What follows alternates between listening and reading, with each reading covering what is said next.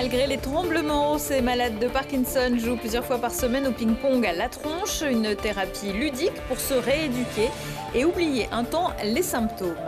Grenoble, capitale citoyenne, se lance dans la bataille des municipales pour 2026. Présentée comme une grande coalition citoyenne, la formation regroupe notamment des universitaires et des chefs d'entreprise, déjà élus ou pas. Et puis déjà copains sur les bancs de l'école maternelle à Vars, deux Isérois associés à un troisième larron se sont lancés dans l'aventure de l'écurie automobile. Découverte des bolides de VPS Racing à Saint-Georges-de-Comiers.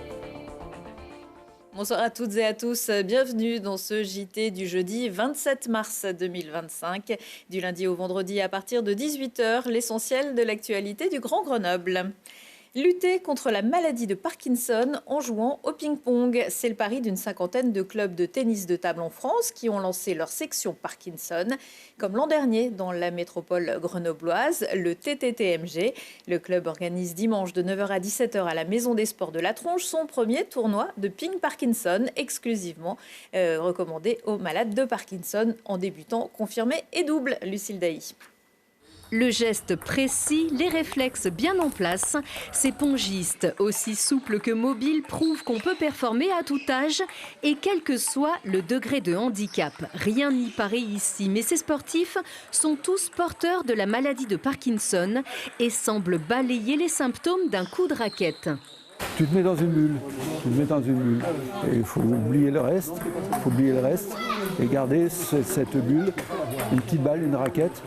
Et le plaisir de jouer fait le reste. Ils n'étaient que 5 en 2022. Ils sont désormais 35 joueurs et joueuses dans cette section du club de La Tronche-Mélan-Grenoble pour profiter d'une activité ludique, accessible et bénéfique.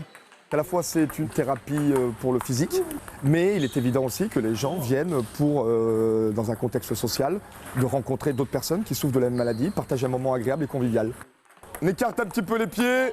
Et on met la balle sur la table, c'est parti. J'essaie de les considérer comme tout le monde. Donc j'essaie de faire en sorte qu'ils se surpassent dans l'activité, les mettre dans une mobilité réduite, mais quand même.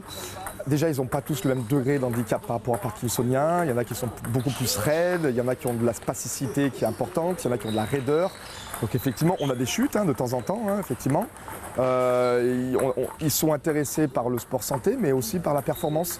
Une étude japonaise a prouvé en 2021 que le tennis de table améliorait la coordination, renforçait l'équilibre et la posture, la motricité fine et permettait de stimuler les fonctions cognitives. Avec patience et persévérance, les malades ressentent les effets de ce sport comme ceux d'un médicament. Être capable d'anticiper la balle le plus tôt possible et placer la raquette au bon endroit, c'est magistral, quoi. Quand on profite de la fenêtre où on est bien à cause des médicaments, si on fait du sport, là on récupère vraiment une forme physique comparable à celle de quelqu'un qui va bien, quoi. Ils sont à fond, ouais. Puis on est à fond là. Ouais, à fond, complètement. À fond comme Olivier, ancien pongiste en club, parkinsonien depuis 8 ans, il s'est transformé avec la pratique intensive. Le fait d'avoir la maladie de Parkinson, de lire toutes ces études scientifiques sur le ping, j'ai repris de manière intensive. Ouais. C'est moins de ralentissement des mouvements, c'est plus de vigilance, c'est vraiment moins de ralentissement des mouvements et moins de fatigue. Et plus de récompenses mises à mal par la maladie qui détruit les neurones sécrétant la dopamine. Le ping Parkinson trace une boucle vertueuse avec une gratification inespérée, la beauté du geste. À la veille de la journée mondiale de la maladie de Parkinson, le comité 38 de France Parkinson organise une après-midi d'information le 10 avril, salle Edmond-Vigne à Fontaine, avec plusieurs médecins, dont le professeur Chabardès, qui interviendra sur la stabilisation de la maladie de Parkinson avec la lumière infrarouge. Mars 2025, mars 2026. Dans un an auront lieu les élections municipales. À Grenoble, il s'agira de succéder à Éric Piolle, qui avait annoncé qu'il ne se représenterait pas pour un troisième mandat. Pour l'instant, personne n'a été officiellement investi candidat, mais les forces en présence se font connaître, désignant ici et là des chefs de file ou des porte-paroles. Mercredi soir, c'était au tour de Grenoble, capitale citoyenne, fusion de deux collectifs de gauche, d'avancer ses pions. C'est une forme d'appel aux Grenobloises et aux Grenoblois pour construire un projet pour les échéances que sont les élections municipales de 2026, mais les élections municipales et également métropolitaines, puisque en fait, on va voter en 2026 pour ces deux institutions. On a voulu parler de la vision qu'on veut proposer pour Grenoble, donc une vision qui soit solidaire, écologique, démocratique, ambitieuse pour la ville. Et ce projet se matérialise notamment par un certain nombre de groupes de travail qui bossent depuis bientôt 2 ans pour aboutir à des propositions et justement construire cette crédibilité aux yeux des Grenobloises et des Grenoblois. Donc il y a 12 groupes de travail, ça va du sport à la culture en passant par l'attractivité du territoire, l'enfance, l'écologie. Aujourd'hui, il y a un constat qui est de rendre Grenoble plus attractive, un bien vivre qui est aujourd'hui quand même relevé par pas mal de Grenoblois, que ce soit dans la sécurité évidemment, la propreté, l'état des lieux du commerce. C'est une ville avec une culture foisonnante, qui est la ville de province qui propose le plus de places de spectacle par habitant. Tous ces acteurs-là culturels, tout ce milieu associatif, etc., montrent que des engagements de citoyens sont tout à fait possibles et qui sont en mesure, effectivement, de prétendre à un projet commun qui pourront tenir et gérer pour la ville. Les récentes élections aux chambres d'agriculture ont quelque peu fait vaciller la forteresse de la FNSEA, qui reste néanmoins le syndicat majoritaire dans le monde agricole et qui avait choisi Alpexpo à Grenoble pour tenir son congrès annuel. Au terme de la 3e et dernière journée, ce jeudi, les participants ont reçu la visite de la ministre de l'Agriculture et de la Souveraineté alimentaire, Anne Genevard. Il a aussi été question de loups et de l'OFB, l'Office français de la biodiversité. On va dire la spécificité Isère, c'est d'avoir des exploitations en pleine en montagne, d'avoir du végétal, de l'animal, d'avoir une spécificité avec l'utilisation de l'irrigation, avoir des problématiques bien entendu sur le loup. Et tout ça a été discuté et remonté auprès de la ministre. Et c'était important que ça soit aussi l'Isère soit représenté aussi sur ses attentes. Mais par contre, moi je ne souhaite pas porter atteinte aux agents de l'OFB. Aujourd'hui, ils sont là pour faire ce qu'on leur demande. Après, il y a eu sûrement des excès de zèle, mais aujourd'hui, et on va dire hier, avec les réunions en préfecture, on a pu apaiser, on va dire, les humeurs à la fois des agents et bien entendu de la profession agricole. Et moi, je préfère qu'on reste serein, que quand on est boule de feu contre boule de feu, on n'avance pas.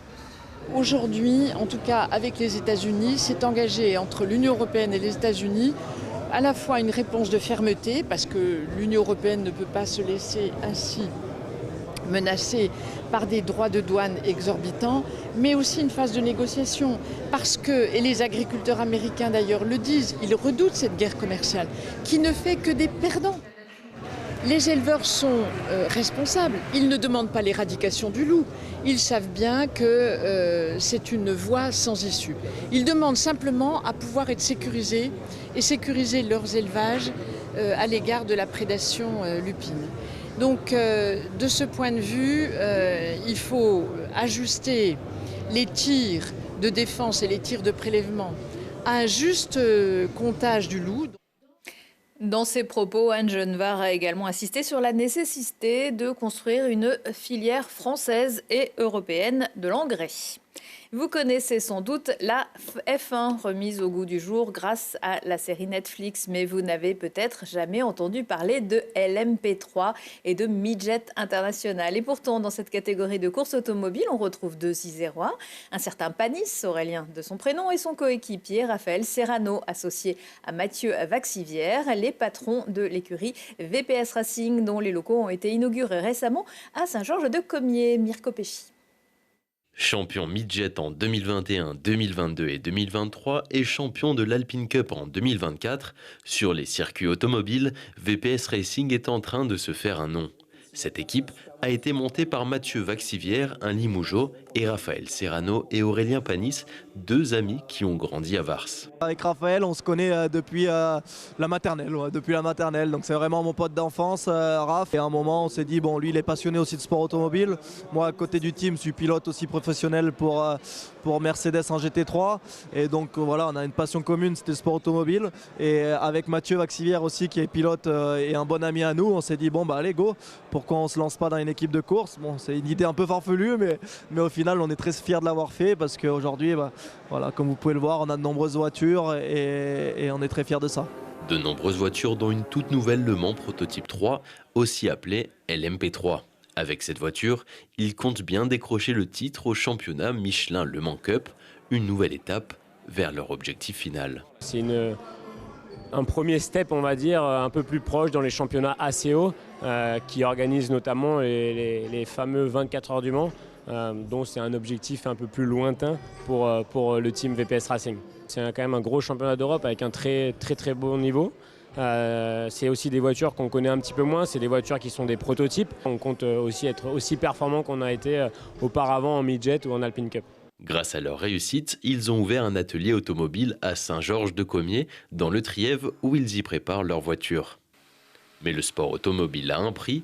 En plus du nouvel atelier, en moyenne, le budget pour une saison de la Michelin Le Mans Cup tourne autour de 450 000 €. Une équipe de course, ça reste aussi une entreprise. C'est des coûts assez importants. Le sport automobile, c'est un sport qui coûte très cher. C'est un sport un petit peu ingrat où voilà, on peut être très bon. Mais malheureusement, si on n'a pas le budget pour commencer, on ne pourra jamais faire voir ce qu'on vaut. Typiquement, la Ligier, donc JSP 325, ça c'est des voitures qui doivent coûter moins de 300 000 €. Mais là où forcément on doit ajouter des options comme sur des voitures de série, on est sur des voitures qui coûtent aux alentours des 330 000 € hors taxe. Pour payer tout ça, il faut faire appel à des partenaires et des sponsors.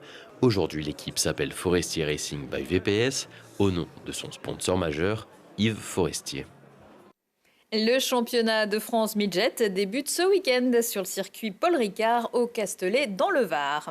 Vendredi à 18h30, dans Voyons voir, le magazine de vos 4 chaînes régionales, on s'intéresse à la culture et plus précisément à la préservation des œuvres d'art.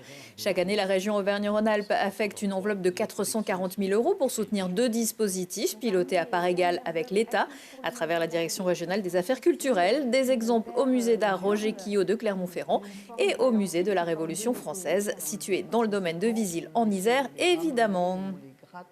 Et également dans l'agenda culturel, nous y voilà. Philippe Torreton, Richard Kolenka et Aristide Rosier seront sur la scène de la Source de Fontaine vendredi soir.